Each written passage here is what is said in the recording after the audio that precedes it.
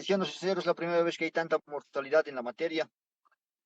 Bueno, esperemos que estas clases de esta semana les ayuden bastante y les refuercen un poco más, ¿no? Su conocimiento y lleguen un poquito más preparados para el segundo turno del día sábado. Doc, no sé si ya está sus diapositivas listas, otra vez para presentar. Hola, Doc. Sí, doctor. Se le escucha. Daniel, ¿puedes permitirle compartir la pantalla al doctor Valentín? Poquito. Está bien, doctor.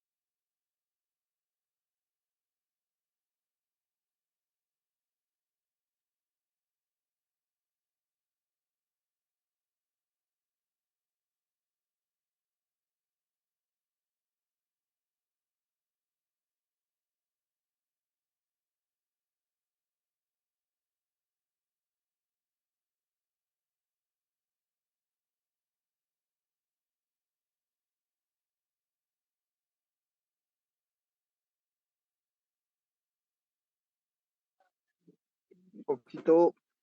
¿Estás ahí? Por eso no puedo compartir mi pantalla. Daniel. Daniel. Doctor Valentín, ¿con qué nombre está? A ver, ¿con qué nombre estoy pues ahora? Ahora sí. ¿Dónde está, pues?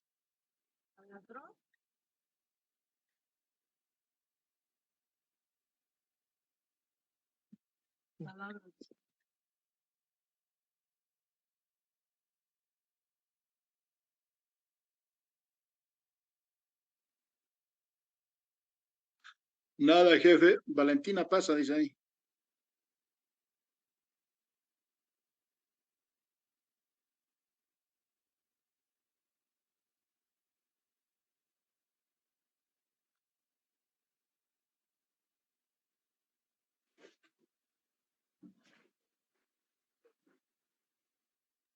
Daniel, Coco, ¿estás en la sala? Daniel. Sí, doctor, estoy en sala. Dale la función de compartir pues al doctor Valentín. Tú estás como anfitrión ahorita. Si está, ¿has abierto desde tu celular, Coco? ¿La cuenta? Sí, doctor, desde mi celular. Entonces, entra a participantes y en el nombre del doctor hazle clic y volverlo a anfitrión y así va a poder, compartir.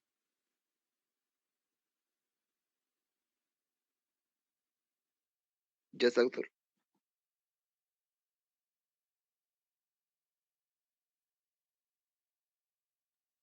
Ok, ahora sí, está bien, ahora sí.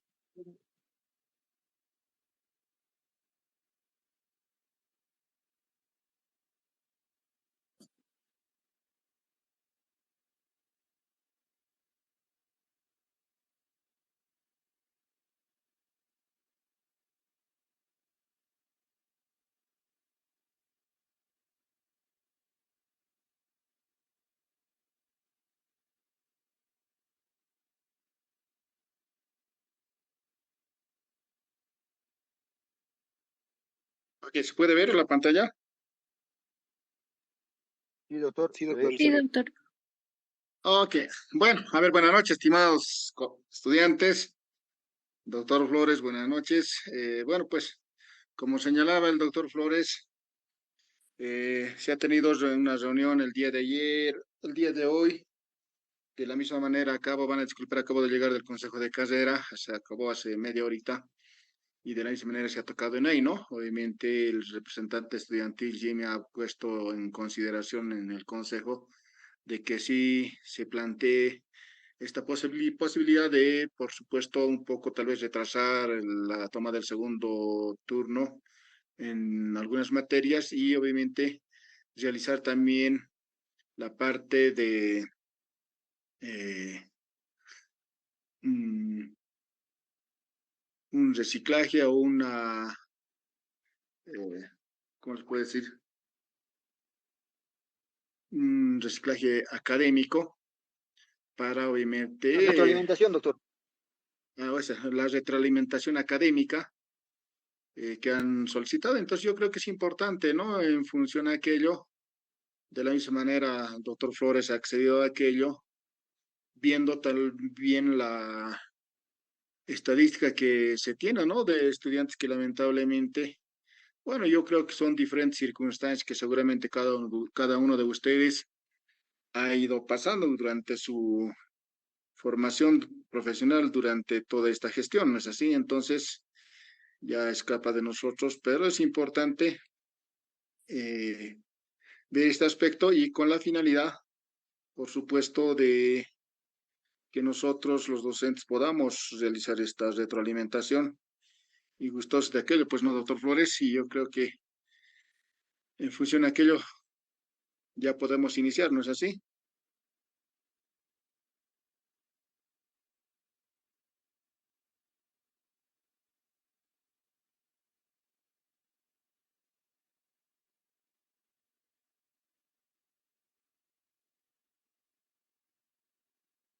¿Escuchan?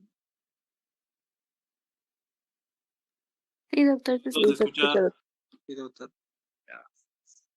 Van a participar pues, jóvenes, señoritas, porque obviamente la finalidad es participar y que podamos recordar todo lo que hemos ido llevando durante la gestión. Obviamente, el día de hoy vamos a hablar en relación a la parte de la semiología digestiva o la semiología abdominal como tal. En ese sentido, daremos inicio a aquello. Entonces, cuando hemos ido hablando en relación a la parte de la semiología del aparato digestivo, la semiología abdominal o la semiología digestiva, por supuesto tenemos que tomar en cuenta varios aspectos, ¿no? Cuando nosotros iniciamos a hablar en relación a la semiología. Para aquello debemos tomar en cuenta algunos aspectos importantes que hemos ido tocando durante la gestión en relación a los motivos de consultas, eh, cuál es el motivo de consulta por los cuales los pacientes acuden a los establecimientos de salud, ya sean de primero, de segundo o de tercer nivel. En ese sentido, ustedes deben recordar la parte del motivo de consulta con mayor frecuencia vienen nuestros pacientes, por supuesto, el dolor abdominal, pero no solamente el dolor abdominal, que lo hemos ido enfatizando con mucha frecuencia, pero existen una serie de motivos de consulta por los cuales nuestros pacientes van acudiendo a los establecimientos, ya sean los trastornos de la deglución, trastornos de la digestión que hemos ido hablando, por supuesto, náuseas, vómitos, deposiciones líquidas o las diarreas, la constipación, ictericia, ¿no? Que obviamente hemos ido hablando durante el roce que hemos ido pasando. Por supuesto, es importante conocer estos aspectos porque vienen nuestros pacientes a la consulta. Y nosotros, cuando nosotros realizamos la anamnesis, por supuesto, nos vamos enfocando en estos motivos de consulta por los cuales vienen nuestros pacientes, ¿no? Dentro del trastornos de la deglución, por supuesto, hemos ido hablando, seguramente deben recordar, sobre las disfagias, ¿no? Muy común que hemos ido hablando y además la clasificación de las disfagias, se deben acordar, las disfagias orofaringeas, las disfagias esofágicas, ¿no? Que por supuesto debemos tomar en cuenta cuando nosotros vamos realizando nuestras historias clínicas. Es importante, por supuesto, ver y recordar esos aspectos relacionados a los trastornos de la deglución por los cuales vienen nuestros pacientes, ¿no? Eh, la odinofagia, ¿no? que es importante tomar muy en cuenta, ¿no? Cuando nuestros pacientes presentan dolor durante la deglución. Entonces, son aspectos que sí hemos ido enfocando dentro de la elaboración de nuestras consultas, ¿no? Obviamente el dolor, un ejemplo se deben recordar, el dolor abdominal, por supuesto hemos ido clasificando de manera muy, les puedo decir, muy práctica, ¿no? El dolor visceral, el dolor parietal y el dolor referido, que es un aspecto muy importante que nosotros no debemos olvidar, ¿no? Las deposiciones líquidas o las diarreas, ¿no? Ya sean estas diarreas puedan ser agudas o crónicas, ¿no? Eh, tenemos que ver esos aspectos importantes, ¿no? Además de los vómitos y náuseas, ¿no? Eh, los vómitos, los tipos de vómitos, ¿no? Los vómitos fecaloideos, en voz de café, vómitos alimenticios, etcétera, ¿no? Entonces, es importante ver todos esos aspectos que nosotros obviamente tomamos en cuenta durante el proceso de la realización de nuestro historial clínico durante la anamnesis, ¿ok? Entonces, viendo todos esos aspectos del motivo de la consulta por lo cual vienen nuestros pacientes y una vez que nosotros realizamos una historia clínica o la anamnesis, por supuesto, vamos a hacer nosotros el examen físico o la valoración del examen físico general de nuestros pacientes. Entonces, como tal, vamos a ingresar a aquello en relación a estos aspectos, ¿no? Ok. Entonces, nosotros para hablar de la semiología abdominal, por supuesto, debemos tomar muy en cuenta no solo, obviamente, la parte abdominal, como hace rato se señalaba, sino la parte de la semiología digestiva empieza, por supuesto, a nivel de la cavidad oral, ¿no? De la cavidad bucal hasta la región rectal. Entonces, son aspectos que sí nosotros debemos tomar en cuenta en la valoración semiológica de nuestro periodo. Pero es importante, generalmente, delimitar, ¿no? La parte de la cavidad abdominal en relación exclusiva cuando nosotros realizamos nuestro examen semiológico abdominal, ¿no? Entonces tenemos la cavidad abdominal, está delimitado por ciertas estructuras anatómicas, ¿no? Porque ustedes muy bien saben, tenemos la cavidad torácica, ¿no? Que va a separar, por supuesto, esta región. ¿Qué se llama esta región? ¿Qué separa la cavidad torácica con la cavidad abdominal? ¿Alguien me puede señalar? Para que participemos y estemos atentos y les vaya preguntando. El diafragma, doctor. Muy bien, ¿no? Entonces tenemos ahí aquí el diafragma, por supuesto, que va a separar, ¿no? Entonces es importante. ¿Para qué? Obviamente nosotros vamos a ir delimitando la cavidad pélvica y la cavidad, es decir, las de la delimitación que presenta nuestra cavidad abdominal.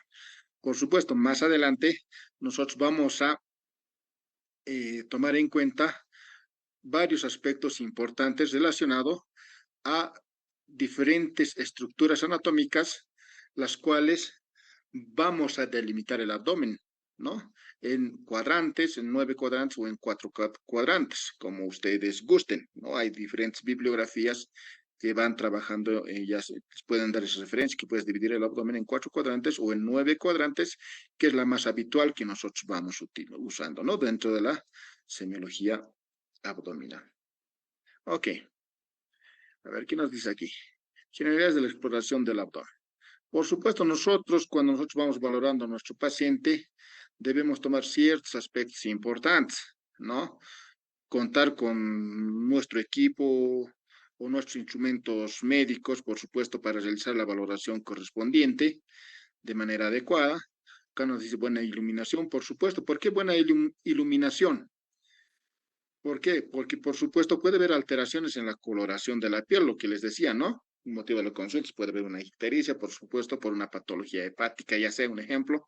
Entonces, bueno, entonces debemos tomar en cuenta que sí debe haber una buena iluminación. El paciente debe estar en decúbito dorsal, ¿no? Para la exploración de abdomen, ¿ok? Eh, abdomen totalmente descubierto.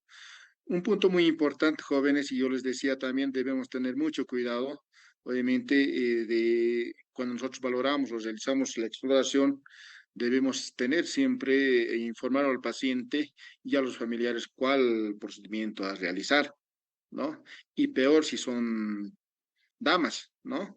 Es mucho mejor que nos puedan acompañar el personal de enfermería, ¿no? Entonces, eso es una recomendación que siempre también lo señalaba, ¿no? Siempre respetando el pudor del paciente, etcétera.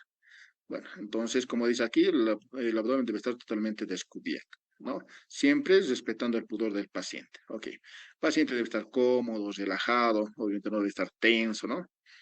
Ok, tenga las manos calientes. Por supuesto, nosotros debemos tener, como dicen, nuestras manos calientes, por supuesto, para evitar tal vez una hiperreactividad, ¿no? Una reacción cuando nosotros vamos palpando. El paciente debe vaciar su vejiga. Es importante, antes de la exploración semiológica, cumplir estas recomendaciones, ¿no? Para realizar el examen semiológico. El paciente debe vaciar su vejiga previamente al examen. Examine al final las zonas dolorosas. Eso es un punto muy importante, ¿no? Si el paciente te dice, me duele en la región del hipocondrio derecho, entonces nosotros la exploración inicial debemos realizar, no en el hipocondrio derecho, sino debemos realizar en otros cuadrantes y al final recién la zona dolorosa, ¿ok? Son recomendaciones importantes que nosotros debemos tomar en cuenta cuando cuando nosotros realizamos nuestro examen. Ok. Bueno, la parte de la semiotécnica, por supuesto, es importante ver algunos aspectos muy importantes en abdomen, ¿no? Le decía, debemos ir valorando de manera general la cavidad abdominal y, por supuesto, más adelante vamos a ir viendo qué órganos importantes, porque todo es importante, ¿no? ¿Qué órganos son los más importantes, por supuesto, en los cuales nosotros vamos a ir valorando en la cavidad abdominal?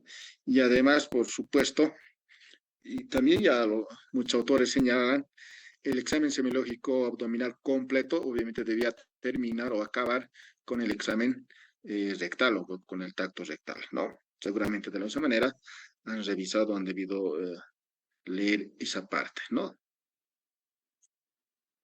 Lo que hay que tener en cuenta dentro del orden del examen semiológico es un punto muy importante, ¿no?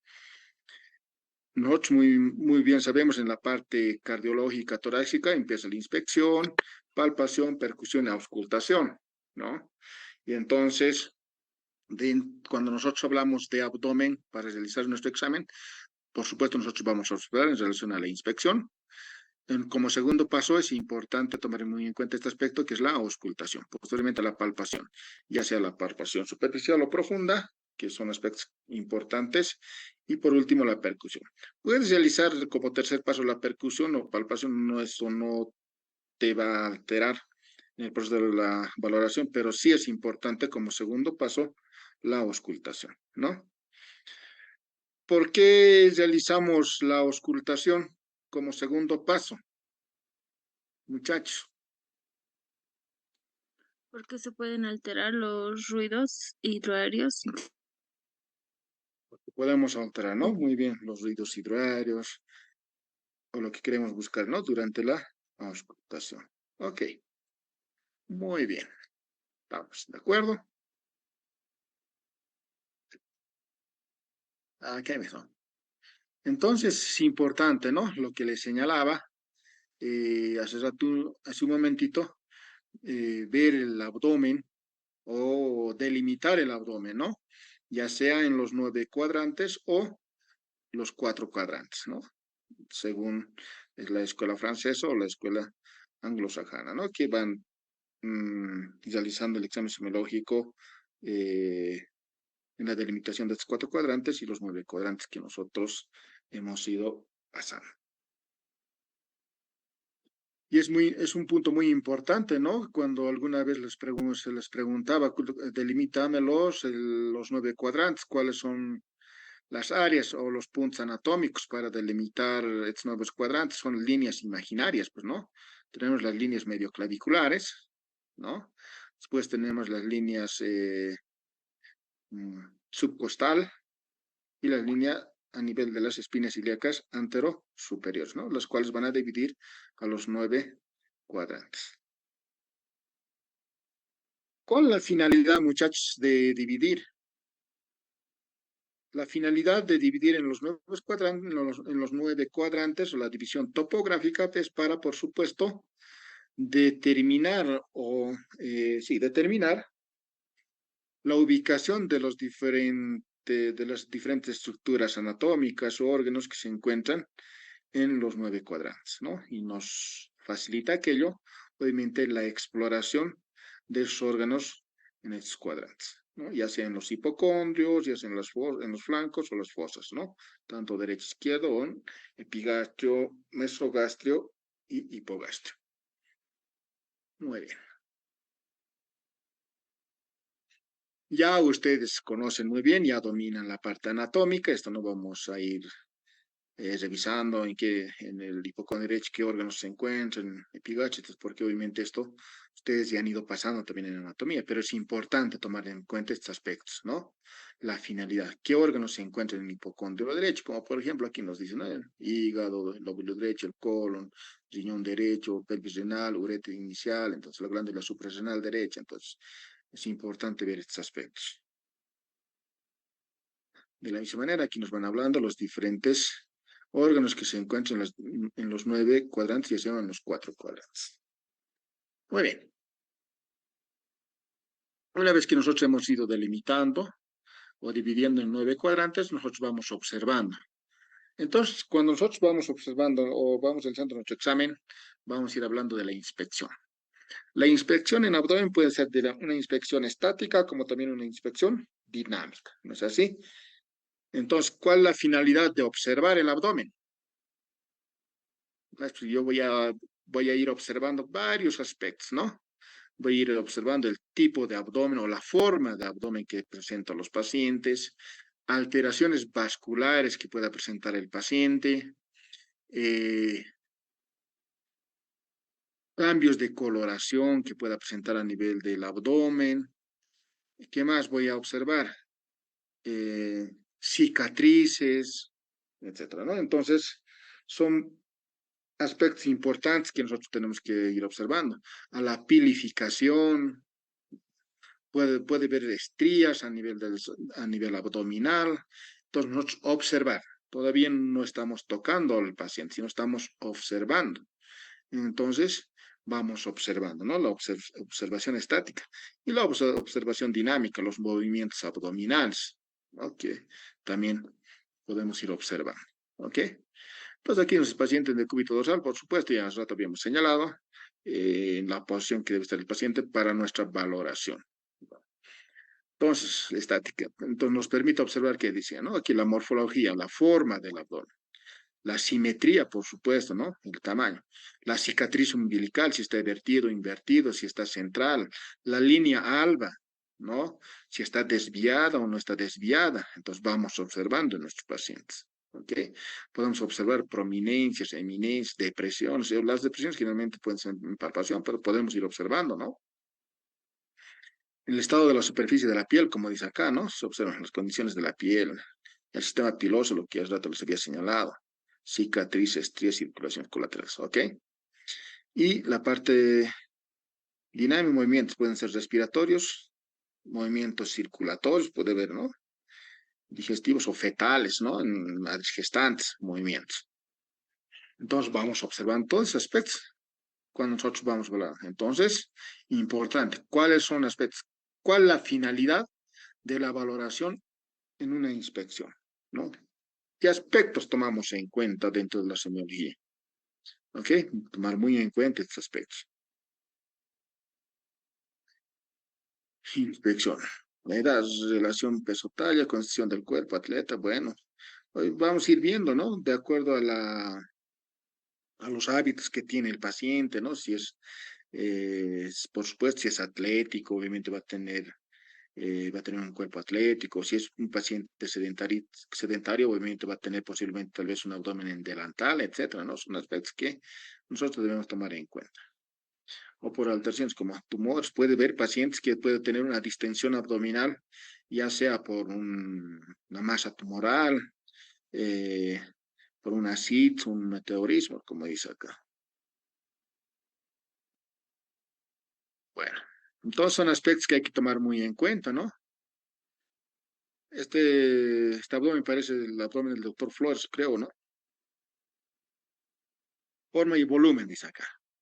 Entonces, ¿qué aspectos debemos tomar en cuenta? Generalmente hay diferencias en el abdomen, ¿no? En un varón, en una dama, en una mujer y en un niño, ¿no? Es un abdomen normal. Estas son características de un abdomen normal.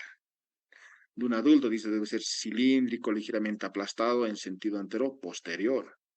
En las mujeres, la región inferior son más anchas, ¿no? Y en los niños tiene un abdomen globoso.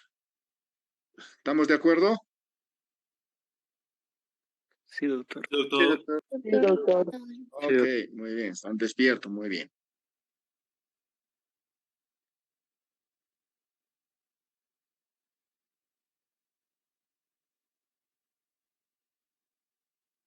Bueno, aquí nos dice abdomen normal, ¿no? Es el abdomen normal. Lo que hace rato habíamos señalado, es redondeado, plano, simétrico, ¿no? A cada lado, entre la línea alba, la cicatriz umbilical. En delgados, ¿no? El abdomen debe ser, generalmente es excavado, es normal, ¿no? En obesos, un abdomen abultado, globoso. Entonces, cuando nosotros realizamos una historia clínica, cuando es eh, obeso, obviamente decimos, ¿no? Abdomen distendido o globoso a expensas de tejido celular subcutáneo, ¿no? Entonces, característico de un abdomen obeso. Abdomen voluminoso, exceso de tejido adiposo, ¿no? Un abdomen delantal, un abdomen ascítico o globoso, un abdomen visceral por causa tumoral o masas tumorales. Entonces, son aspectos que hay que ir tomando en cuenta. Un abdomen parietal, peritoneal y visceral. Seguimos en inspección. Podemos observar, ¿no? Deformaciones por hernias o por eh, eventraciones, ¿no? Son hernias que van a ir presentando, ¿no? Las hernias pueden ser eh, inguinales, umbilicales, ¿no? Hay una serie de clasificación de las hernias. Además, las hernias tienen que ir clasificando. Les decía, ¿no? Jóvenes señores deben acordar la clasificación de las hernias. Las hernias pueden ser reductibles o irreductibles, o las hernias pueden ser coercibles e incoercibles, ¿no? Si se acuerdan, con algunos estudiantes hemos ido tocando esos aspectos. Entonces, ver esa clasificación de las hernias, ¿ok?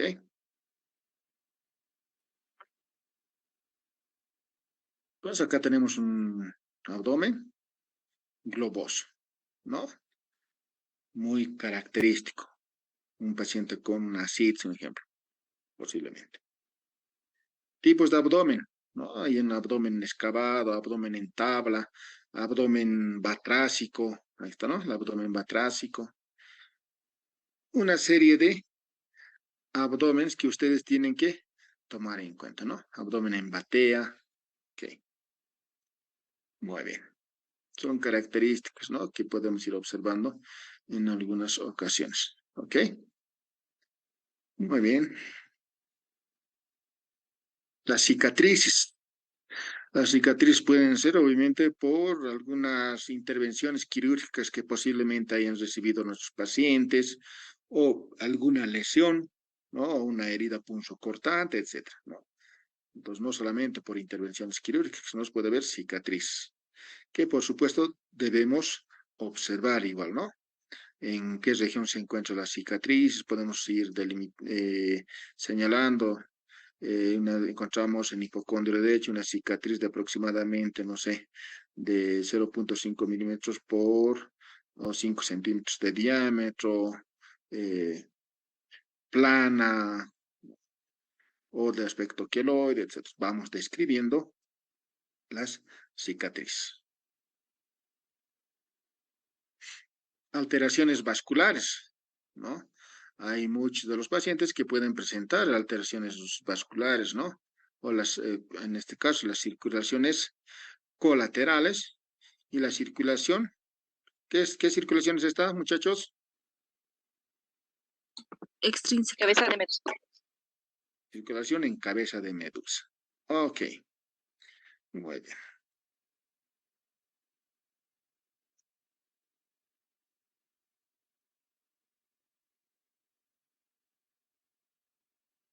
Generalmente la circulación en cabeza es en forma centrífuga, ¿no? O que va irradiándose desde la cicatriz umbilical, ¿no? Por eso nos vamos,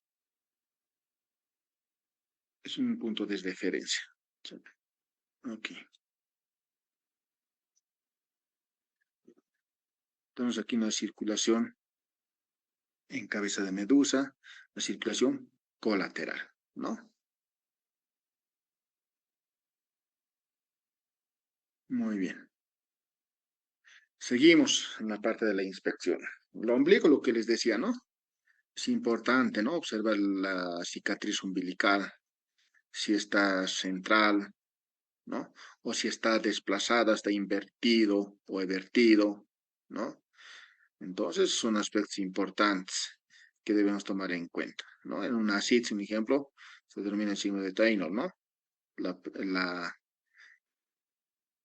eversión de la cicatriz umbilical. La pilificación, la distribución del vello pubiano, ¿no? Generalmente, por supuesto, existe una diferencia, ¿no? Entre el varón y la mujer, ¿ok? Generalmente en el hombre, dicen, ¿no? Tiene una distribución romboidal, ¿no? Y en la mujer, la distribución triangular, ¿ok? Son aspectos importantes que vemos. Los cambios de coloración, ¿no? Importante observar en nuestros pacientes una equimosis periumbilical o puede haber una equimosis a nivel de los flancos, ¿no? Entonces, la equimosis periumbilical, ¿cómo se denomina, muchachos? Signo de Signo de Cullen, Cuyen. doctor. Signo de Kuhl. Signo de Cullen. Y de Kuhl. Y a nivel de los flancos, Signo de Gray Turner. Gray Turner Harster, ¿no? Generalmente, ¿en qué patología se van a presentar? En Pancreatitis. una pancreatitis más común. Ok, ¿no? Pancreatitis. Tenemos aquí el signo de Cullen y de Gray Turner. Igual. Muy bien. Estrías parietales, ¿no? Puede ser posteriormente a un proceso de gestación, ¿no? En madres gestantes, muy comunes, pues, no solamente en madres gestantes, ¿no? Pero es más común. Ok. Entonces, el segundo paso es la auscultación, ¿no? Entonces, la auscultación, por supuesto, la vamos a realizar con el estetoscopio. Entonces, ¿qué vamos a ir explorando? Los ruidos intestinales, podemos auscultar soplos, frémitos, etcétera, ¿no? Entonces, son aspectos muy importantes a tomar en cuenta.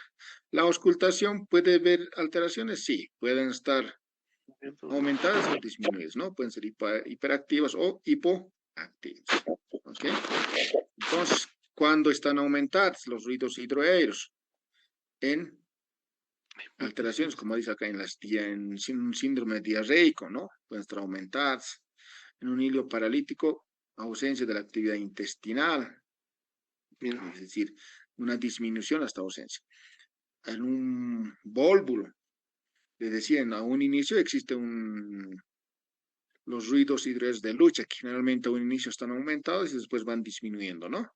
Hasta puedan estar ausentes los ruidos hidroaéreos. ¿Ok? Bueno, la frecuencia son de 5 a 35 en un minuto. Hay varias bibliografías que te van manejando, ¿no? O un promedio de 5 a 30, de 5 a 25, etc. La ocultación, ¿no? Existe igual, ¿no? Parámetros o una secuencia de la valoración del proceso de la auscultación. Puede ser por cuadrantes o de forma comparativa, de manera simétrica. ¿Ok? O en algunos textos dicen, pues en forma antihoraria. Entonces, son aspectos que ya cada uno va definiendo, ¿no? El cómo va auscultando, pero debe ser en orden. Auscultación de soplos arteriales, ¿no? Es importante también valorar en nuestros pacientes. ¿Ok? Palpación.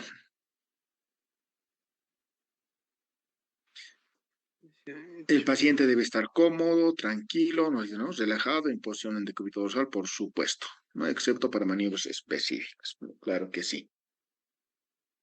Para la palpación es importante ver que la temperatura del explorador o de cada uno de ustedes debe estar cálida, ¿no? Para evitar las resistencias del paciente, lo que les decía, ¿no? A un inicio. La palpación, por supuesto, es muy importante tomar en cuenta. Puede ser monomanual o bimanual. En algunos casos nos dicen digital, generalmente podemos utilizar la digital en niños, ¿no? En pacientes pediátricos, ¿no? O neonatales. Muy bien. Entonces tenemos una palpación superficial, ¿no? Y una palpación profunda. ¿Cuál es la finalidad de la palpación superficial?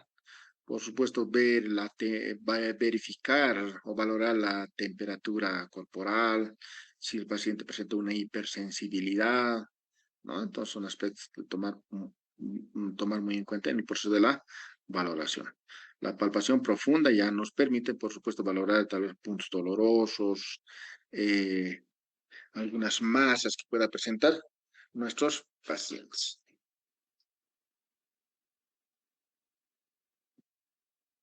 Ok, a ver si esto. Ok, muy bien.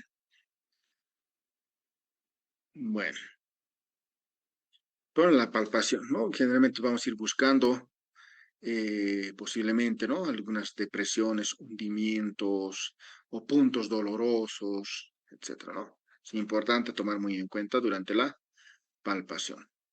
Hernias, ¿no? Obviamente ya aquí vamos palpando y vamos valorando, ¿no? Las hernias. Algunas eventuaciones, diástasis, ¿no? Generalmente, posiblemente una poscirugía que pueda presentarse. Entonces vamos a ir, yo también estoy valorando la parte de la palpación, ¿no? El examen de la tensión superficial, vamos a ir valorando en nuestros pacientes. El chaputeo o el bazuqueo gástrico, ¿no? Que van realizando, por supuesto, en nuestros pacientes. La palpación profunda, igual, de la misma manera, la palpación profunda puede ser monomanual o bimanual. En la bimanual podemos tener una mano que pueda ser activa o una mano pasiva. ¿No? Tenemos dentro de la palpación profunda técnicas que generalmente van utilizando o son utilizadas internacionalmente, que son esas tres, las maniobras de Galambos, Obrastov y Glenard-Hausmann, ¿no? Que es importante que ustedes puedan tomar estos aspectos, ¿no? La palpación profunda, bimanual de Galambos, ¿no? Obviamente tenemos una mano pasiva, tenemos una mano activa. Entonces, importante ver estos aspectos dentro de la exploración de nuestros pacientes. Obrastov, igual, ¿no? Tenemos igual una mano pasiva y una mano activa. Y la valoración o la palpación profunda de Glenard-Hausmann. Generalmente utilizamos esto para ir valorando las asas intestinales, ¿no? Generalmente el colon. Generalmente las asas intestinales, por ejemplo, el colon sigmoide, que podemos ir palpando, también el colon transverso, etcétera, ¿no? O el colon ascendente, pero que generalmente no es palpable. Sí, el colon sigmoide sí es palpable. Entonces, la forma de valorar, ¿no? Con estas técnicas, ¿no? De Glenard y Hausmann. Las asas intestinales. Puntos dolorosos. Bueno, es importante seguir recordando estos aspectos en relación a los puntos dolorosos, el punto apendicular, los puntos ureterales, por supuesto el punto cístico, ¿no? El punto epigástrico, etc. Entonces tenemos diferentes puntos que más adelante vamos a ir desarrollando, donde cómo ubicamos, por ejemplo, el punto cístico, dónde se encuentra el punto cístico, cuáles son los puntos anatómicos para ubicar estos puntos, ¿no? Cuando nosotros vamos palpando. ¿Ok? ¿Cuál es el punto vesicular o el punto cístico de Murphy? ¿No? Que en el ECOE preguntaban muchos de los colegas, ¿no? ¿Dónde se encuentra el punto cístico? ¿Qué valoramos con el punto cístico? ¿No? ¿Cuál es la finalidad de encontrar el punto cístico? Y si presenta dolor, obviamente estaríamos pensando posiblemente una patología biliar, ¿no? Para que vamos a utilizar la maniobra de Murphy, un ejemplo. Bueno, entonces, importante verlo, ¿no? Los puntos dolorosos a nivel abdominal. Signo de Murphy. ¿Alguien me puede decir cuál es la diferencia entre el signo de Murphy y la técnica o la maniobra de Murphy?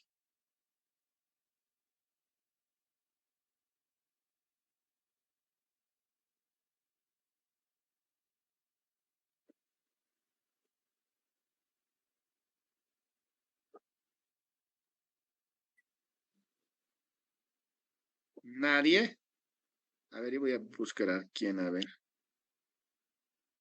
Doctor, Sí.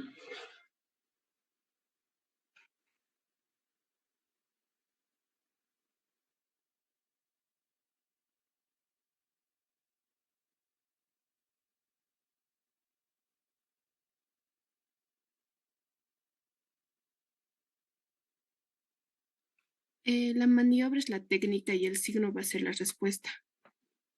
Así es. Muy bien. Así es. Está bien, vamos, pero sí, lo último que ha dicho compañero es eso, ¿no? La maniobra es la técnica, ¿no? Para valorar al paciente. Y el signo es la respuesta del paciente. El signo, lo que decía su compañero, ¿no? El signo. Presencia de dolor más cese de la respiración. Entonces, existe esa diferencia. Muy bien.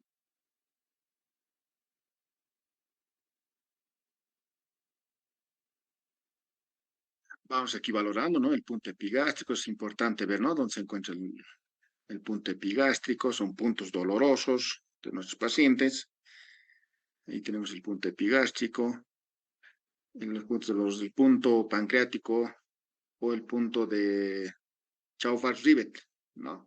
Que generalmente son líneas anatómicas imaginarias que nosotros vamos trazando, ¿no? Una línea horizontal y una línea vertical que van a estar trazadas por la cicatriz umbilical y nosotros realizamos una línea imaginaria a 45 grados y a 5 centímetros por encima de esta línea tenemos la zona de Chaufar-Rivet, que generalmente a la palpación, por supuesto, si hay presencia de dolor, estaremos pensando en una alteración, una patología pancreática o una patología a nivel del colédoco. ¿Ok? Es importante ver este aspecto, ¿no? En relación al área de Chaufar-Ziegler, ¿no? Aquí dice punto pancreático colecciano de Chaufar-Ziegler. Punto pancreático también, o el área de Chaufar-Ziegler, porque es un área, ¿no? Ok. Punto apendicular de McBurn. Entonces, ustedes ya conocen, solamente esto es recordar. Tenemos el triángulo apendicular que seguramente debe estar acá, más adelante, para que nosotros, debe ver más adelante. Entonces vamos a ir trazando, ¿no? ¿Dónde se encuentra el punto de McBurn? Entonces nosotros hacemos una línea imaginaria desde la cicatriz umbilical hasta la espina ilíaca antero superior y nosotros vamos a dividir en 3 tercios, ¿no? Un tercio externo, un tercio medio y un tercio interno. La unión del tercio externo con el tercio medio tenemos el punto de McBurn, ¿no? Ok. Entonces, si nosotros realizamos comprensión en esta área, pues, si presenta dolor a la comprensión en esta área, posiblemente estemos pensando que el paciente esté cursando con una apendicitis, por ejemplo. Posiblemente, pero obviamente hay que confirmar con otros medios. Pero dentro del examen semiológico estamos viendo, vamos valorando, ¿no? Entonces, si el dolor en esta área presenta dolor, entonces estamos hablando del punto de un McBurney positivo, ¿ok?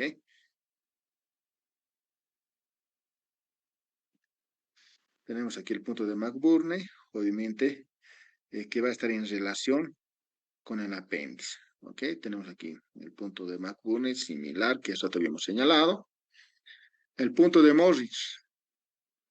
El punto de Morris va a estar en relación en la relación entre el tercio interno y el tercio medio, ¿no? Tenemos el punto de Morris y tenemos el punto de Lance, que va a estar en relación. El punto de Lance, vamos a trazar una línea igual transversal entre las zonas ilíacas.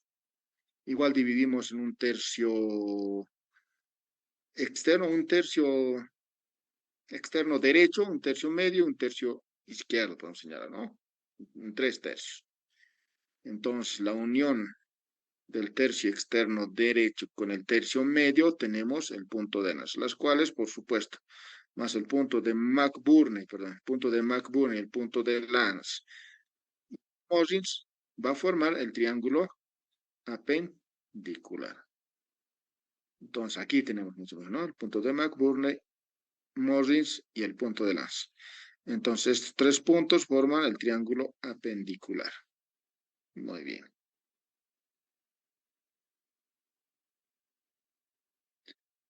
¿Cuál es la diferencia entre el signo de Bloomberg y el signo de McBurney? Jóvenes señoritas. Doctor, Eh, el de Bloomberg sí, genera dolor al momento de soltar la presión y el de McBurney genera el dolor al momento de realizar la presión. Okay. Entonces, McBurney, dolor a la compresión. Bloomberg, positivo, dolor a la descompresión. Muy bien. El Bloomberg puede ser localizado como también puede ser generalizado. Si el Bloomberg es generalizado, estamos hablando de Ginau de Mosi. Y el signo de Ginau de Mosi estaríamos llegando a un diagnóstico de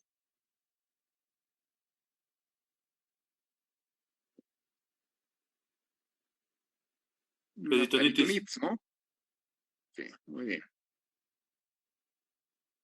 Bueno, existe otra serie, un sinfín de maniobras, les decía, para valorar el apéndice, ¿no? Hay un sinfín de maniobras, pero lo importante es que ustedes puedan conocer por lo menos unas 5, pero bien hechas, ¿no?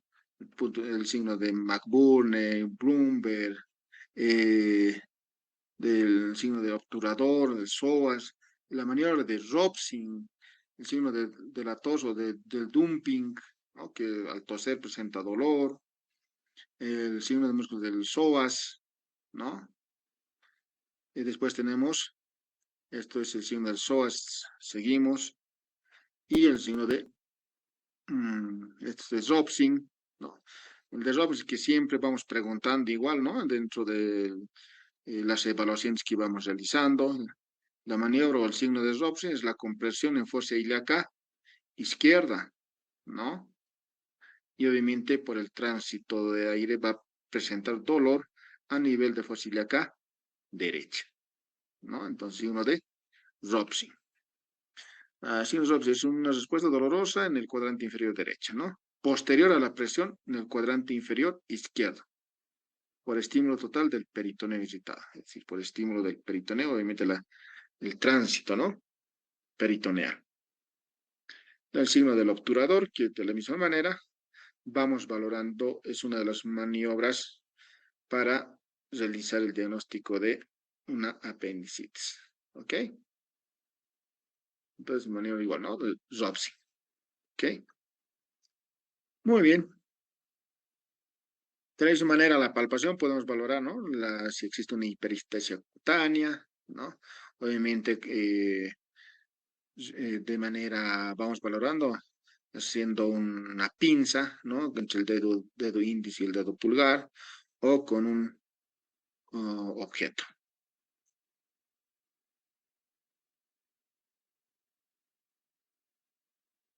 Bueno, es importante también conocer las triadas que se puedan ir presentando, ¿no? La triada de Guillain-Foy, Bloomberg positivo, hiperestesia cutánea y defensa muscular, ¿no? La triada de Guillain-Foy, que nos puede, que nos lleva a pensar en una apendicitis aguda, o podemos empezar a, a observar dentro de nuestra valoración semiológica la triada de Murphy, característico, ¿no? Dolor abdominal, fiebre, náuseas y vómitos. Y otra cosa es la cronología de Murphy, ¿no? Dolor abdominal, ¿no? Que se va presentando general dolor abdominal, náuseas, vómitos y fiebre, ¿no? La cronología del dolor abdominal a un inicio es en epigastrio, posteriormente a la hora o las 2 horas el dolor migra a fosa ilíaca derecha, ¿no? Es la cronología de Murphy.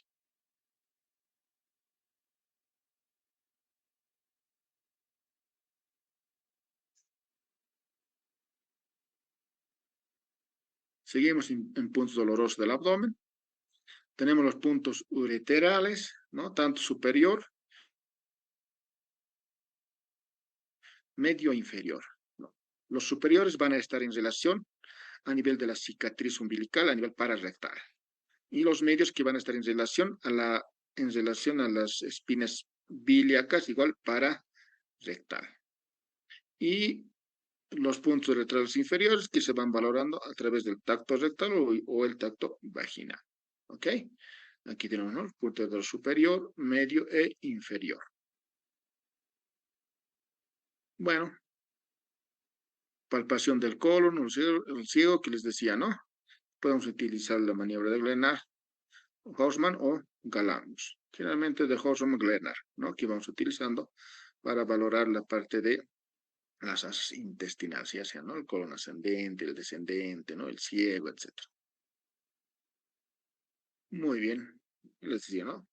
La valoración de las asas intestinales con la maniobra de deslizamiento de Glenard o Hausmann. Estamos igual palpando, ¿no? Con la maniobra de Glenard-Hausmann, el colon sigmoide. Bueno, hay pacientes que pueden tener un acúmulo de líquido a nivel de la cavidad abdominal. Entonces estaríamos hablando de una ascitis. Entonces, para aquello nosotros vamos a hacer el signo de la oleada o el signo de la ola, dice acá, ¿no? Entonces generalmente utilizamos con la ayuda de un personal que nos va acompañando, o si nos de manera individual, o si solo estás tú, de la misma manera puedes ir explorando también, ¿no? Tenemos la mano percutora y la mano que va a valorar, ¿no? Entonces tenemos de esa manera que vamos valorando si el paciente presenta una ascitis o puede ser una masa tumoral, ¿no? Entonces, también existe otra forma de valorar una ascitis, ¿no? No solamente con el signo de la oleada, sino el signo de declive, ¿no? Cuando nosotros cambiamos de posición en decúbito lateral, ya sea derecho o izquierdo. Entonces vamos aquí valorando, este es el signo de la oleada. Tenemos la mano explorada que va a percibir la parte de la percusión a nivel de abdomen. El signo, ¿no? El signo del declive o el signo de la matidez cambiante o el signo del tablero de damas, matidez cambiante, lo que les decía hace ratito, ¿no? O el signo del declive, dicen también los autores. Entonces van cambiando de posición, un ejemplo, ¿no? Si el paciente está en decúbito lateral derecho, obviamente la parte basal que está en relación con la mesa exploradora va a tener un sonido mate y en la parte superior timpánico. Y entonces si nosotros hacemos cambiar en decúbito lateral izquierdo, esto va a cambiar, ¿no? Si no cambia la matidez en hacer cambio de la posición ya sea derecha e izquierda al paciente, obviamente no estaremos hablando de una ascitis, sino estaríamos hablando de una masa sólida que no se mueve. Entonces puede ser una masa tumoral, un ejemplo. Entonces hay que tomar muy en cuenta este aspecto. El signo del témpano de hielo, ¿no? Que generalmente pacientes con ascitis que se va a presionar a nivel de hipocondrio derecho, entonces presionando a nivel del hígado, es decir, ¿no? Va percutiendo o empujando a nivel del hipocondrio, a nivel de la masa hepática. Entonces si estuviera lleno de líquido en una ascitis, por supuesto esto va a rebotar, pues es el signo de témpano. Existe una serie de signos que es importante conocer, ¿no? El signo de Genot de Mussy, que hace rato hemos ido mencionando, ¿no? Dolor después de hacer presión con la mano, descompresión brusca. Es un dolor generalizado, ¿no? El signo de Genot de Mussy. El signo de 13, el signo de Brigham, ¿no? Que es importante tomar en cuenta estos aspectos para la evaluación. Percusión. ¿Cuál es la finalidad de la percusión en abdomen? Por supuesto, es reconocer el sonido que nos va a presentar cuando nosotros vamos percutiendo. Sabemos que el abdomen tiene un sonido timpánico a nivel de las vísceras huecas y a nivel de los órganos macizos nos va a presentar un sonido mate. Generalmente a nivel de hígado, una matidez hepática, una matidez esplénica a nivel del vaso. Un sonido timpánico, por supuesto, en vísceras huecas, como también en el espacio de Traube, ¿no? Generalmente les decía también cuando nosotros hemos ido rotando, en el espacio de Traube puede cambiar de sonido timpánico, un sonido sumate o mate, posiblemente por una esplenomegalia o por una patología respiratoria, un derrame pleural, sí, también, ¿no? Entonces hay que tomar muy en cuenta eso. Si existe una esplenomegalia, posiblemente, por supuesto, el espacio de Traube va a cambiar de timpánico a mate. ¿Ok? Entonces, cuando nosotros valoramos, existe igual, ¿no? En la percusión existe una metodología que podemos señalar. Si desde el apéndice xifoides o la apófisis vamos, ¿no? En forma irradiada también, ¿no? La parte de la percusión. O podemos hacer de manera simétrica. Percusión a nivel de los cuadrantes. Entonces, la finalidad es, por supuesto, buscar alguna alteración de los sonidos normales que van presentándose a nivel de abdomen y las masas o los órganos macizos. Entonces, sí puede haber modificación de sonidos, por supuesto que sí, cuando nosotros vamos explorando. Si a nivel de cavidad abdominal puede haber una masa sólida, por supuesto, de timpanismo va a cambiar a un sonido mate. Y un sonido mate, que es el hígado, puede cambiar a un sonido timpánico. ¿En qué casos? En un neumoperitoneo o una interposición de una asa intestinal a nivel del hígado.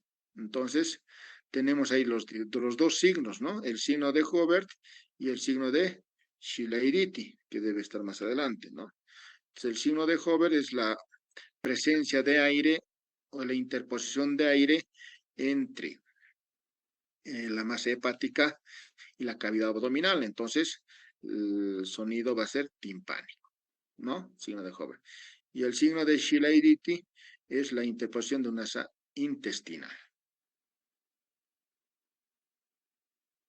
Ok, la percusión hepática, por supuesto, esto se realizado durante las prácticas, desde que espacio intercostal va cambiando de un sonido sonoro o claro pulmonar a nivel de tórax, que es hasta el quinto espacio intercostal. A partir del quinto espacio intercostal va cambiando de sonoro a sumate a mate, ¿no? Obviamente por la presencia del hígado. La matidez hepática puede desaparecer por interposición del colon sigmoide, ¿no? Del colon. Entonces tenemos el signo de Chilaiditi, que hace rato los había señalado, y el no peritoneo, el signo de Hobart. ¿Ok? El signo de Clark, la desaparición de la matidez hepática por distensión timpánica. Bueno, aquí tenemos el signo de Chilaiditi, que habíamos visto, ¿no? Muy bien. Ya esto es una ayuda que era para, obviamente, valorar en un caso clínico que puede ver, que se puede ir desarrollando, ¿no? A la inspección de abdomen, qué es lo que podemos ir observando, abdomen plano, simétrico, con musculatura bien desarrollada, más o pulsaciones no visibles, ni dolorosos, ¿no? Ni dolorosos o protrusiones con la respiración espontánea, ni con la tos provocada, ¿no? Entonces vamos valorando la auscultación, ruidos hidroactivos, audibles, normales, ¿no? En todos los cuadrantes. No ruidos vasculares. A la percusión, sonoridad de abdomen en su conjunto normal o timpánico. Y en órganos macizos, mate. ¿No? A la palpación no dolorosa, a la palpación superficial ni profunda, tampoco se palpan masas palpables. Bueno, es una ayuda en la cual, por supuesto, nosotros de esa manera podemos ir registrando en nuestras historias clínicas de manera resumida. Ok, entonces, esto es una primera parte relacionado a la parte de la semiología del aparato digestivo. A ver.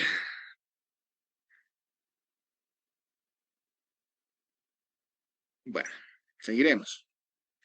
Entonces, cuando nosotros hemos hecho una exploración semiológica de manera general, estamos hablando de la parte de abdomen, que hemos visto de manera general, tanto en la inspección, inspección, auscultación, palpación y percusión.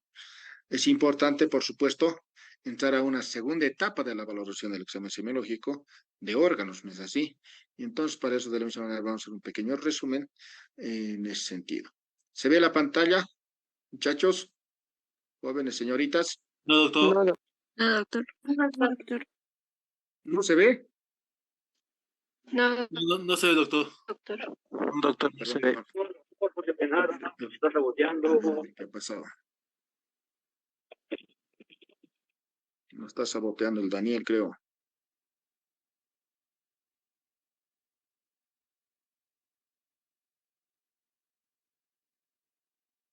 No se Ahora. ve, doctor. Ya se ve. Ahora Sí sí se se ve. Ok. Ya, muy bien. Entonces les decía, por supuesto, es importante, ¿no? Valorar diferentes órganos que vamos encontrando en la cavidad abdominal. Uno de los órganos más voluminosos, por supuesto, es el hígado, ¿no? Que vamos a encontrar a nivel del hipocondrio derecho y a nivel de epigastrio, ¿no? Tenemos el epigastrio, mesogastrio y hipogastrio, ¿no? A nivel de epigastrio, y ustedes pueden ver, hasta va llegando hasta hipocondrio izquierdo. Bueno. Palpación. Existe una serie de maniobras, ¿no? Que ustedes ya conocen también para valorar el hígado. Entonces, las maniobras pueden ser monomanuales como también pueden ser bimanuales. Las monomanuales, una palpación simple o una palpación en mano de cuchara, ¿no? Que ya ustedes también han ido conociendo durante las prácticas, ¿no? La palpación simple del hígado, que por supuesto el explorador está en la parte caudal, porque si ustedes tienen que diferenciar siempre, ¿no? La parte cefálica, cuando el explorador se encuentra donde los hombros, o el explorador se encuentra a nivel de los hombros, o la parte cefálica, o en la parte caudálica, también llamada, ¿no? En la parte, o en relación con las extremidades inferiores. Entonces, es importante ver este punto, ¿no? Dónde se encuentra el explorador cuando uno va valorando con una exploración simple de hígado, ¿no? Generalmente empezamos en fosa ilíaca derecha y vamos ascendiendo a medida que va realizando los movimientos respiratorios. Vamos ascendiendo y cuando nosotros estamos en el reborde costal le decimos al paciente que haga una inspiración profunda, ¿no? Con la finalidad de valorar el hígado, ¿no? Con los pulpejos de los dedos, que vamos de forma ascendente. Y esta es la mano en cuchara, que el explorador, si ustedes ven, está en la parte cefálica, ¿no? O está en relación con los hombros. Y es por eso que vamos valorando en forma de cuchara. Listo. Entonces tenemos aquí las maniobras, son maniobras bimanuales, el método de Matthew, ¿no? De la misma manera, el explorador se encuentra en la parte cefálica o está en relación con los hombros y nosotros vamos a ir palpando desde la fosa ilíaca derecha y vamos ascendiendo, ¿no? A medida que vaya y realizando los movimientos respiratorios. Y cuando nosotros estamos en el reborde costal, le decimos de la misma manera que el paciente haga una inspiración profunda y nosotros vamos palpando con los pulpos de los dedos el hígado. El hígado es palpable profunda. El hígado vamos a poder palpar hasta 2 o máximo 3 centímetros, nos dicen, ¿no? Las bibliografías, no hay una inspiración profunda. Pero si pasa mayor a 2 centímetros, estaríamos hablando de una hepatomegalia. Ok. Tenemos ahí la maniobra de Chaufart, ¿no? De la misma manera tenemos una mano activa y una mano pasiva. Igual vamos ascendiendo, ¿no? Desde la fosa ilíaca derecha hasta el reborde costal.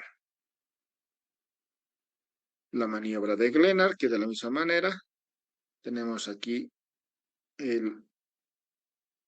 la mano activa y la mano pasiva, ¿no? Que está en la parte de la región dorso-lumbar, la otra mano. Entonces tenemos una serie de maniobras para valorar el hígado, ¿no? Maniobra de Glenard, la maniobra de cuchara, de Matthew. Ok, la maniobra de Brush, ¿no?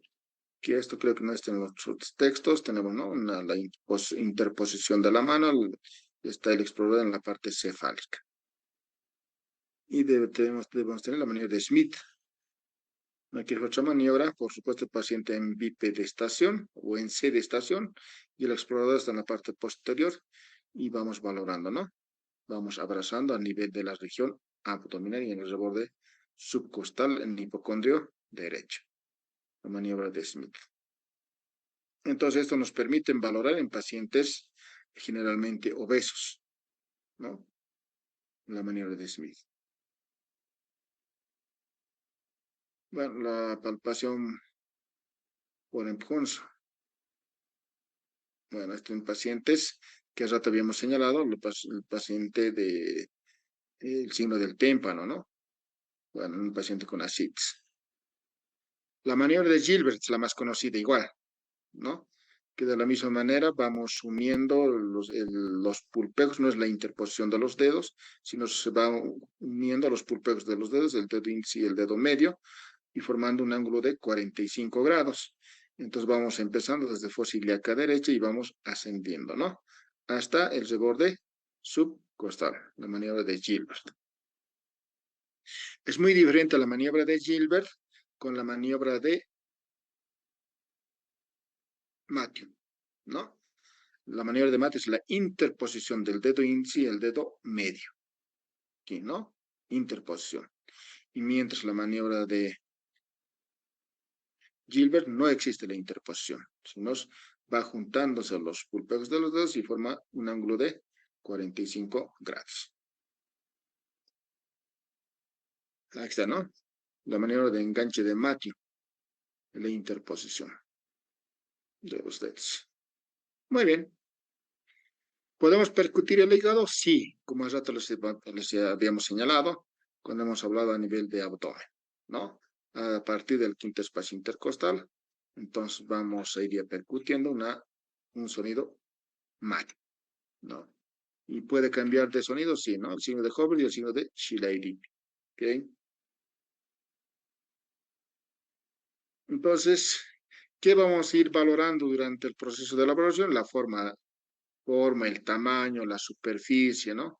Los bordes, si son romos, sobresalientes, duro, tenso, etcétera, ¿no? Entonces son aspectos que nosotros vamos valorando, la consistencia, si el hígado es doloroso o no doloroso. Por supuesto, el hígado a la palpación no debería de molestar, ¿no? Generalmente no es doloroso, ¿no?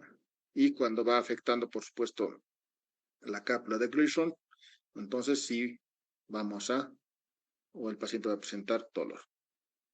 Otro órgano que nosotros vamos valorando es la vesícula biliar, ¿no? Entonces ahí utilizamos la maniobra de Murphy, que hace rato habíamos señalado, en procesos de patología biliar, una litiasis, una colicistitis, etc. La maniobra de Shirai, esta es la maniobra de Murphy, ¿no? Es a nivel del punto cístico, nosotros con los dedos pulgares vamos a presionar, ¿no? cuando le decimos al paciente que haga una inspiración profunda y nosotros ascendemos, presionamos de forma ascendente. Entonces, la maniobra de Murphy. Entonces, la unión de los dedos pulgares es la técnica correcta, ¿no? Y la maniobra de Shirai, paciente en decúbito lateral izquierdo. Entonces, de la misma manera, en forma de gancho a nivel del punto cístico, de la misma manera vamos presionando en forma ascendente, ¿no? En forma de cuchara, que ustedes ven. Entonces, de la misma manera, esto se realiza esta maniobra en pacientes obesos, muy indicado. La maniobra de Shirai. Bueno, ya esto es un estudio complementario que nosotros vamos pidiendo y vamos valorando, ¿no? Que ustedes seguramente en uno de estos días van a tocar la parte de imaginología. ¿Qué maniobra más nos falta? Que aquí nos falta la maniobra de Prone, ¿no? La maniobra de Prone es de la misma manera, con los dedos pulgares, pero vamos a empezar a nivel del apéndice xifoides en un inicio y después vamos desplazándose en el reborde costal hasta llegar al punto cístico, ¿no? La maniobra de Prone. Igual para valorar la vesícula biliar. Eso. Entonces, para valorar el vaso, generalmente el paciente, el explorador, puede estar en el lado derecho o como también puede estar en el lado izquierdo, en este caso, para valorar el vaso. Todo lo que hace rato hemos ido valorando siempre el explorador, el médico se encuentra en el lado derecho, ¿no? Es una norma que... Entonces tenemos aquí la palpación o la técnica para valorar el vaso, ¿no? Entonces vamos valorando aquí la maniobra de enganche, monomanual o bimanual, ¿no? Entonces, si ustedes ven, tenemos aquí la mano pasiva y la mano activa. Generalmente la palpación se empieza desde fosa ilíaca derecha, ¿no? Porque el vaso está en hipocondrio izquierdo, pues, ¿no? Cuando hay una esplenomegalia, generalmente el vaso va creciendo en forma oblicua. Es por eso que la técnica de exploración es iniciar la palpación en fosa ilíaca derecha. Y vamos ascendiendo hasta el hipocondrio izquierdo. Después tenemos la variante de Middleton, que es otra forma de valorar igual el vaso. Obviamente el paciente coloca su antebrazo en la región dorso-lumbar o en la región lumbar, ¿no? Después hay otras maniobras. La maniobra de Nageli. Generalmente el paciente se encuentra en decúbito lateral derecho y en una posición de Schuster. La posición de Schuster cuando el paciente está en decúbito lateral derecho a 45 grados. Ok, no se olviden, ¿no? En qué consiste la posición de Schuster. ¿Estamos de acuerdo? Para valorar, obviamente, el VAD. La maniobra de Merlo, de la misma manera, para valorar VAD. ¿Ok?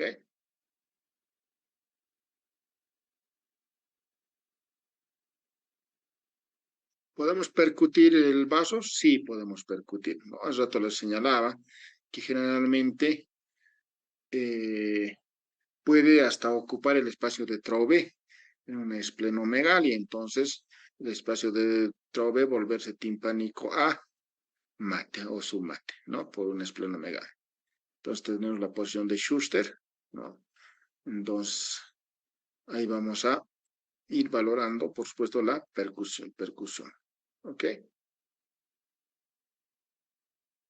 Entonces puede haber diferentes alteraciones o hallazgos que podemos ir encontrando por ciertas patologías, ¿no? Una esplenomegalia o una masa esplénica. La pancreatitis. Perdón. Es importante ver también no solamente la valoración de la parte del vaso, sino es importante también valorar el páncreas, ¿no? Generalmente el páncreas no es palpable, pero sí es importante ver algunos puntos dolorosos del páncreas, ¿no? Entonces, si se acuerdan, hace rato habíamos hablado de algunas alteraciones que pueden presentar en una pancreatitis necrohemorrágica, ¿no? El signo de Gray-Turner, el signo de Cullen que hemos ido viendo a un inicio. Entonces, es importante ver estos aspectos. Las patologías pancreáticas pueden ser por diferentes patologías, ¿no? Pacientes con antecedentes alcohólicos, pacientes con antecedentes de patología biliar, ¿no? Pacientes, ¿no? Con procesos infecciosos, intoxicaciones, etcétera, ¿no? Es importante ver esos aspectos, ¿no? Una de las manifestaciones, una de las manifestaciones características del páncreas es el dolor en cinturón, ¿no? Han debido ver también ese aspecto, el dolor pancreático, característico. Un cáncer de páncreas generalmente puede presentar una ictericia, por supuesto, trastornos digestivos, puede estar acompañado con pérdida de peso, etcétera, ¿no? Una asitis posiblemente, no solamente una asitis por un problema pancreático, sino por un problema hepático, igual, ¿no? Entonces son aspectos importantes que nosotros tenemos que tomar en cuenta, ¿no? Les decía, ¿no? El signo de Cullen, el signo de Gray-Turner, que son característicos de una patología pancreática, ¿no? Importante observar. ¿No? El hemicinturón hiperalgésico, ¿no? Entonces, importante también, o es característico de una pancreatitis. El punto de Desjardins, ¿no? Cuando vamos valorando los puntos dolorosos de abdomen, entonces tenemos el punto de Desjardins, que empieza desde la cicatriz umbilical a la línea axilar anterior, una línea imaginaria, y de la cicatriz umbilical a 5 o 7 centímetros, tenemos el punto de Desjardins, punto doloroso de Desjardins. Y el punto de Chauffer-Rivert, que les decía, o el área o la zona que dicen, ¿no? Zona del color de pancreático, ¿no? Entonces, que la zona de Chauffer-Rivert. Ok. Igual para valorar la cabeza del páncreas, como también el colédoco, ¿no? El punto de Orlowski, ¿no? Entonces, importante de la misma valorar, ¿no? Son líneas imaginarias, líneas medioclaviculares, la línea de las espinas ilíacas, pero a nivel medial. Entonces, son líneas que van pasando y la interposición entre la cicatriz umbilical, o la interposición de estas dos líneas, y por fuera, en el lado derecho, tenemos la zona, el punto de Orlowski, ¿no? Entonces, son aspectos, o tenemos el punto de Prioni, que vamos a ir encontrando. El punto de Prioni, ¿no? Corresponde a un dedo por encima del ombligo y un dedo a su izquierda. Pues importante ver, ¿no? El punto costofrénico de Mayo-Robson, que también debemos tomar en cuenta. El signo de Corbusier-Terrier, o la ley de Corbusier-Terrier, ¿no? ¿Alguien se acuerda en qué consiste la ley de Corbusier-Terrier? Jóvenes, señoritas.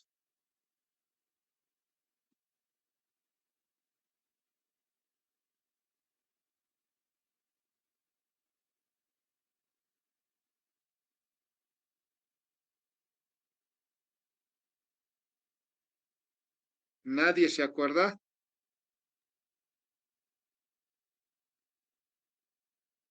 Era,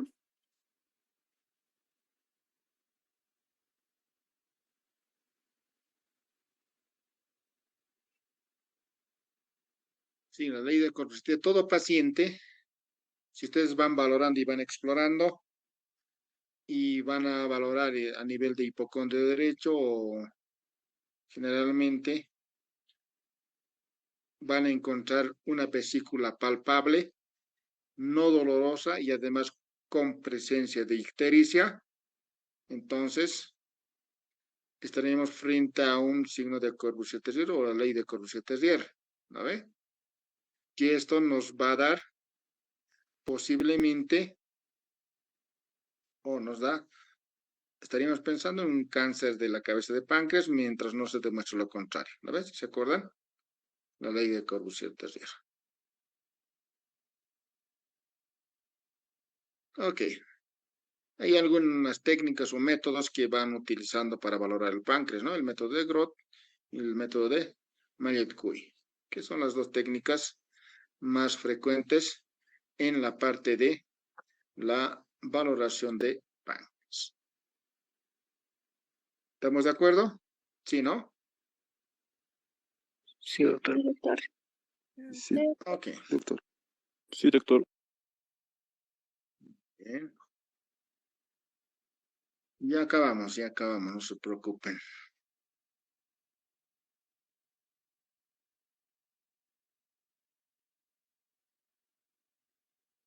Y por último, dentro de cavidad abdominal, vamos a ir hablando de la semiología renal. Cuando hablamos de semiología renal, por supuesto, es importante ver igual de la misma manera, es que vayan repasando. No sé si tengo, aquí tengo, creo. Entonces, es importante ver, ya ustedes conocen la parte anatómica, no es necesario ver, hacer un análisis en relación a la parte renal, que va a estar conformada por los dos riñones, los uréteres, la vejiga y la uretra, ¿no? Entonces, la sintomatología que van presentando nuestros pacientes con una patología renal puede ser el dolor, por supuesto. Generalmente el riñón duele, no duele, pues, ¿no ve? Pero sí cuando va a ir afectándose la cápsula renal, por supuesto, puede empezar un dolor a nivel de la región lumbar, ¿no? Muchos de los pacientes, yo les decía, sí, me duele mi riñón, pero finalmente puede ser por una lumbalgia de esfuerzo, una ciatalgia, etc. Entonces, importante diferenciar aquí, ¿no? De una lumbalgia de un dolor renal. Un cólico renal sí puede haber por una obstrucción, ¿no? Generalmente el dolor de un cólico renal es un dolor tenebrante, ¿no? Puede haber unas cistalgias, obviamente, un dolor a nivel de la vejiga, por supuesto. Es importante conocer algunos términos o alteraciones que se van a presentar en el aspecto de la orina. Puede ser una orina hematúrica, orinas turbias, que por supuesto es importante ver, hematuria, ¿no? Las hematurias pueden ser inicial, total o terminal. Es importante también que ustedes puedan diferenciar este aspecto, ¿no? En qué casos las hematurias son iniciales, en qué casos son totales o en qué casos las hematurias son terminales, ¿no? Entonces, un ejemplo acá nos dice, ¿no? La distinción, cómo diferencia si la orina, si la hematuria es inicial, puede ser obviamente por un problema a nivel de la uretra.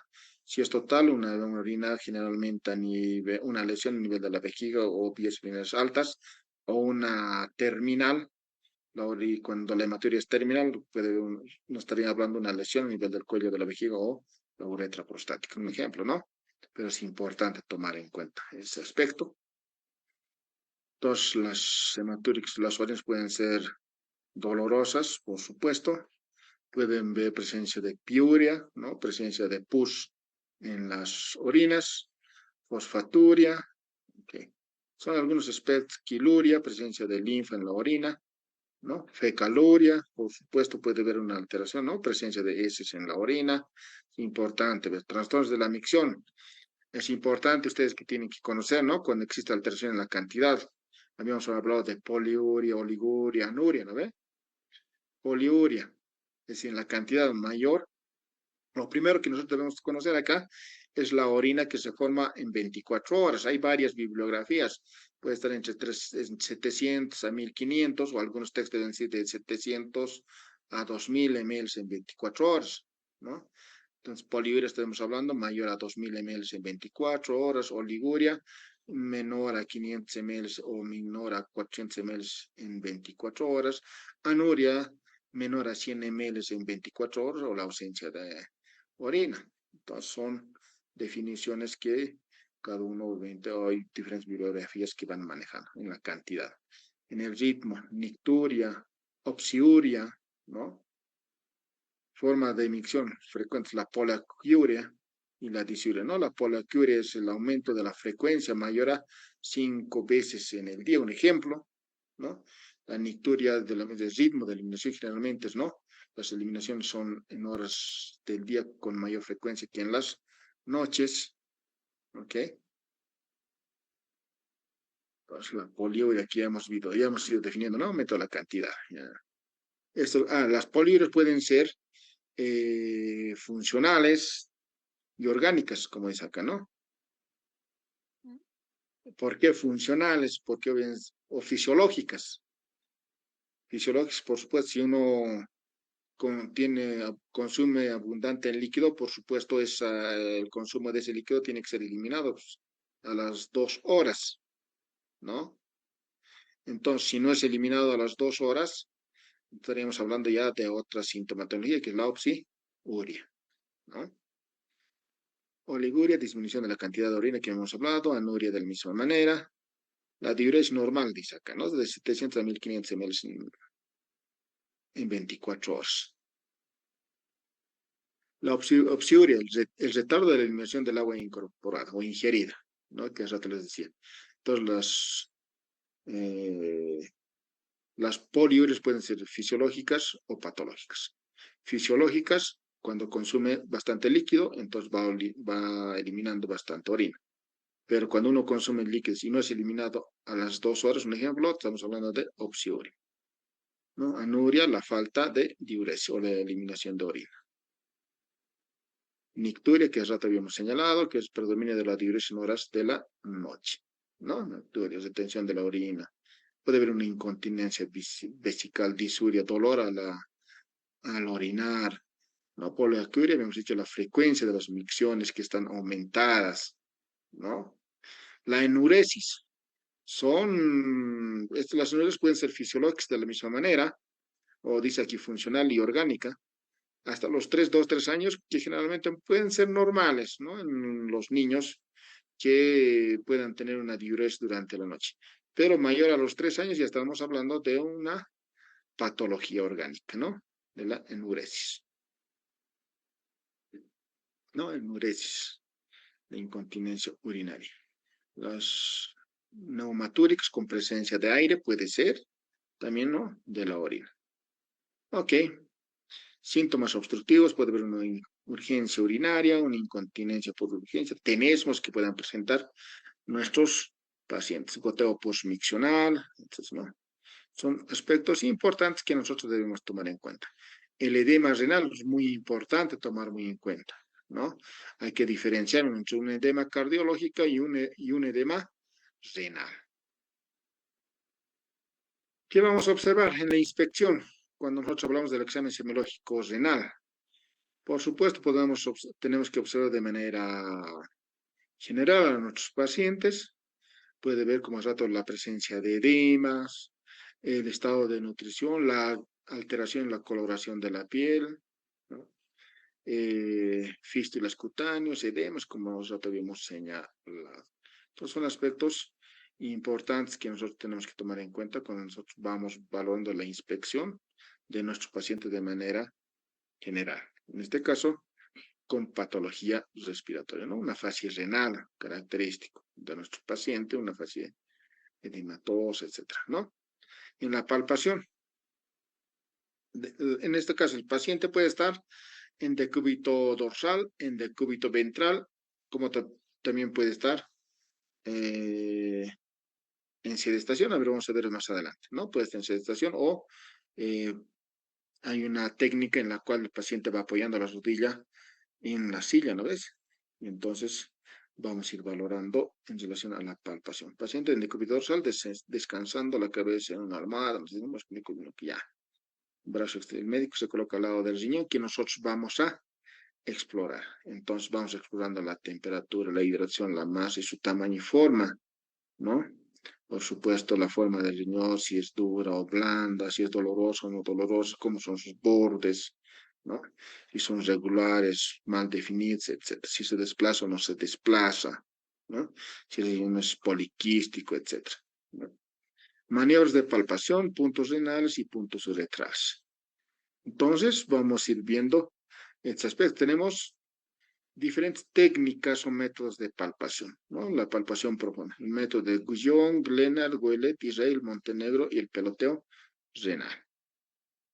Entonces, tenemos técnicas o métodos de palpación de riñón. Guyon, Glenard, Goelet, Israel, Montenegro y peloteo renal. Entonces, la exploración del método de Guyon, por supuesto, como hace rato les había señalado, El explorador tiene que estar en el lado del riñón que va a valorar, ¿no? Paciente en decúbito dorsal, el médico sentado del mismo lado del riñón, nos dice, ¿no?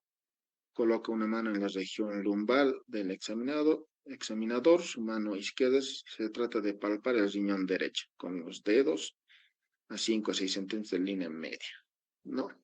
Entonces vamos valorando de esa manera con el método de Guyon. Y el método, aquí tenemos el método de Guyon, ¿no? Tenemos aquí una mano pasiva y una mano activa. Entonces vamos valorando, ¿no?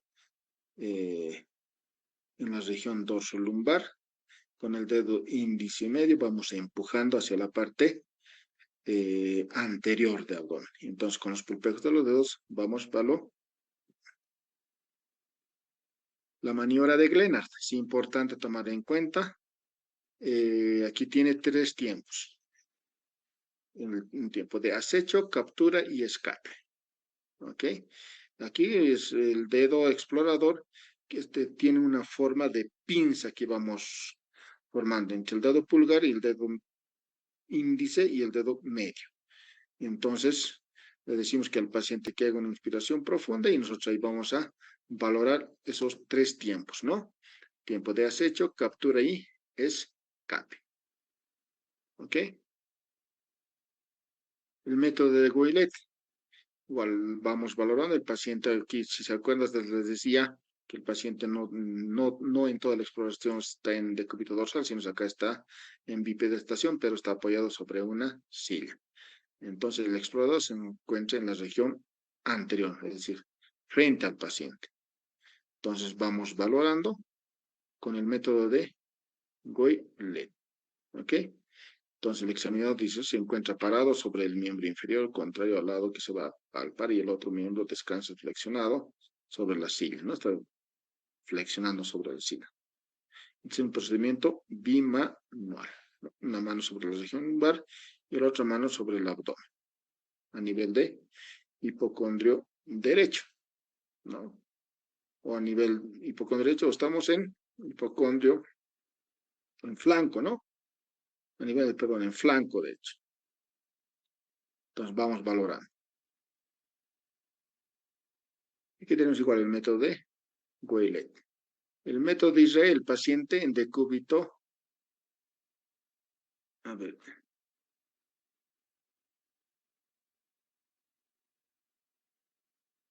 Sí, estamos muy de acuerdo. En decúbito lateral, igual vamos valorando a nuestro paciente, ya sea el riñón derecho o el riñón izquierdo. Un método bimanual. Método de Israel, ¿no? Tenemos la mano pasiva y la mano activa. Y la de Montenegro, que es el paciente que está en decúbito ventral, ¿no? Tenemos una mano activa y otra mano la mano pasiva y la mano activa. Aquí vamos valorando en la región dorso-lumbar. El peloteo renal de Guyon. Igual tenemos, ¿no? El peloteo de Guyon. Entonces tenemos una mano que se encuentra en la parte posterior, como podemos ver acá, y esto con los pulpejos de los dedos vamos empujando hacia la parte anterior.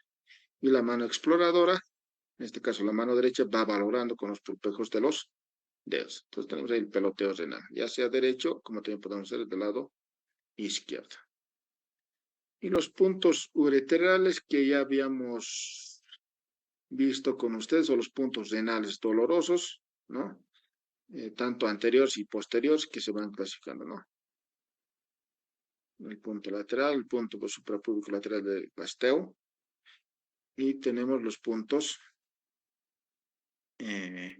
posteriores, el punto costo vertebral de Guyon y el costo lumbar, que son puntos dolorosos. Y la percusión. Dentro de la percusión vamos a tener la percusión de Murphy y la percusión de Guyon. Aquí tenemos igual los puntos dolorosos o los puntos ureterales, podemos también señalar acá de la misma manera, los puntos dolorosos posteriores. puntos uretrales, superior, medio e inferior, que ya hemos tocado también con ustedes. Aquí está la percusión, ¿no? La percusión digital. Entonces nosotros vamos a dividir la percusión de Murphy y la percusión de Jordan. O también llamado la percusión de Murphy, la puño percusión. ¿Podemos realizar la percusión de vejiga? Sí, en la parte anterior. Entonces tenemos la percusión de Murphy, con el puño cerrado, de manera indirecta o directa. Y la percusión de Giordano con el reborde cubital a nivel posterior, ¿no? De la fosa lumbar. Entonces, si es doloroso la percusión, obviamente estamos hablando de una patología conocida como una pielonefritis, ¿no? O nos puede dar una presunción diagnóstica de una infección de vías urinarias altas. Entonces ahí ustedes tienen que diferenciar una cistitis y una pielonefritis, o una infección de vías urinarias bajas o una infección de vías urinarias altas. Cuando el paciente presenta alzas térmicas o fiebre más puño percusión positivo, obviamente estamos hablando de una posible pielonefritis o una pielonefritis, ¿no? Si el dolor, si es positivo a la puño percusión. La auscultación, por supuesto, podemos ir auscultando si existe algún soplo a nivel renal. Entonces, también habíamos visto a un inicio, ¿no? Son arterias renales o algún soplo o alguna alteración a la auscultación. Bueno, pues muchachos, espero que este tiempo hemos estado con ustedes realizando este resumen de manera general, la parte de la semiología abdominal, puedan tomar en cuenta, por supuesto, para la segunda instancia, ¿no? De su evaluación. Ok. Bueno, muchachos, con eso estaríamos culminando esta retroalimentación en relación a la semiología abdominal. Muy bien. Gracias, doctor Flores. Seguro el doctor Flores se ha dormido, ya creo. No, Doc, estamos aquí atentos a la charla. Muy bien. Bueno, muchachos, creo que con este tema ya hemos culminado el día de hoy. El doctor Parizaca lamentablemente aún se encuentra en quirófano, no contesta. Justo entró de emergencias antes de iniciar la charla, así que vamos a programar posiblemente para mañana. De todas maneras, doctor, muchas gracias por el tema abordado. Sí que fue una clase flash y muy bien explicada desde mi punto de vista. Y espero que los muchachos hayan aprovechado, ¿no? Porque de ahí va a salir una cierta cantidad de preguntas, ¿no? De toda esta semana de las clases que va a haber, van a salir las preguntas para el examen. Bueno, muchachos, entonces nos vemos el día de mañana. Gracias por ser presentes. Gracias, doctor Valentín. Listo, pues, doctor, nos vemos el sábado con usted. Ya. Hasta luego, muchachos. Muchas gracias. Muy bien. Muchas gracias, doctor. Hasta luego. Buenas noches. Doctor, hasta luego, doctor. Hasta luego.